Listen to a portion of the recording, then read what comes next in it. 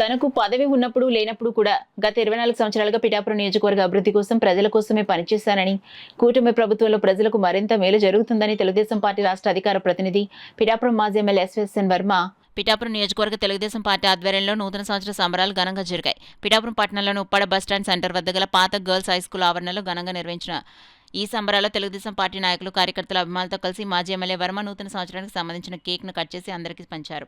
ఈ సందర్భంగా పిఠాపురం నియోజకవర్గ నలుమూలల నుంచి వేలాదిగా తెలుగుదేశం పార్టీ నాయకుల, అభిమానులు, కార్యకర్తలు తరలివచ్చి వర్మకు నూతన సంవత్సర శుభాకాంక్షలు తెలిపి ఘనంగా సత్కరించారు. అదేవిధంగా ప్రభుత్వ ఉద్యోగులు, వివిధ స్వచ్ఛంద సంస్థల నాయకులు వర్మకు నూతన సంవత్సర శుభాకాంక్షలు తెలిపారు. తనకు నూతన సంవత్సర శుభాకాంక్షలు తెలియజేసిన వారందరికీ మాజీ ఎమ్మెల్యే వర్మ విందును ఏర్పాటు చేశారు.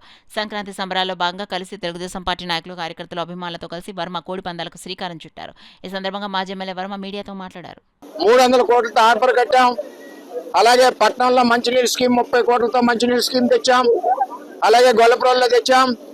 రూరల్ ఏరియాలో కూడా మంచినీటి స్కీములు తేవడం జరిగింది. ఇదే కాకుండా స్పోర్ట్స్ కాంప్లెక్స్ తెచ్చాం. ఎన్నో అభివృద్ధి కార్యక్రమాలు 14-19లో జరిగింది.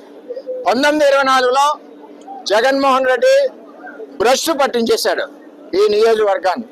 మరలా కూటమి వచ్చాక అభివృద్ధికి ముందు అడుగులు వేస్తూ వెళ్తా ఉంది కూటమి నాయకత్వంలో. ఎంచేదంటే తెలుగుదేశం, జనసేన, బీజేపీ అంటే కూటమి. ఆ కూటమి నాయకుడిగా చంద్రబాబు నాయుడు గారు ఈ రాష్ట్రాన్ని అభివృద్ధి పదంలో నడిపిస్తున్నారు. నేను ఈరోజు పిఠాపురం ప్రజలకు తెలియజేస్తున్నా, 23 సంవత్సరాలు మీకు సేవ చేసి మీ ఇంట్లో బిడ్డ ఈవేళ 24వ సంవత్సరంలో అడుగుపెట్టాడు. నేను పదవుల కోసం కానీ ఇంకో దానికోసం కానీ కూడా నేను ఎప్పుడు ఆశించలేదు. ఎప్పుడూ కూడా ప్రజా సేవ గురించి ఆశించా. మొన్న ఎలక్షన్లో కూడా చంద్రబాబు నాయుడు గారు పిలిచినప్పుడు నేను పురుషోత్తపట్నం ప్రారంభించాలి, ఏలేరు ఆధునీకరణ ప్రారంభించాలని మాట తీసుకుని పురుషోత్తపట్నాన్ని ప్రారంభించాలని చెప్తే నేను పదవి అడగలేదు.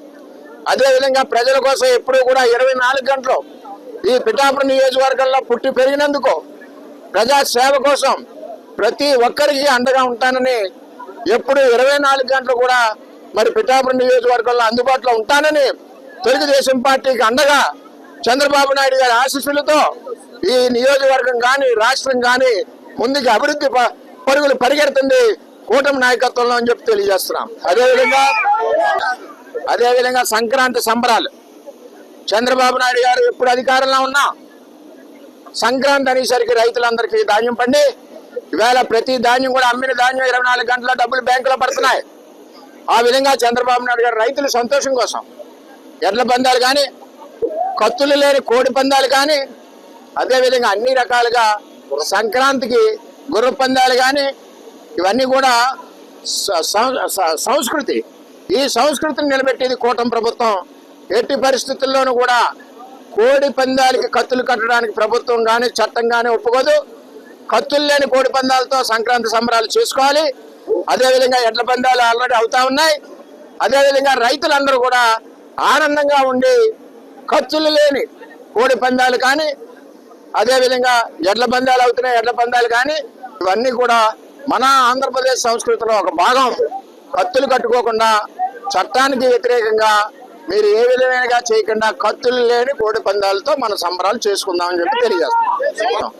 నూతన సంవత్సర సందర్భంగా పిఠాపురం నియోజకవర్గ ప్రజలందరూ కూడా అష్టైశ్వర్యాలతో, ఆయురారోగ్యాలతో, సిరుల పంటలతో ఆనందంగా ఉండాలని నేను కోరుకుంటూ అందరికీ శుభాకాంక్షలు తెలియజేస్తూ సంక్రాంతి సంబరాలు ఆనందంగా చేసుకుంటూ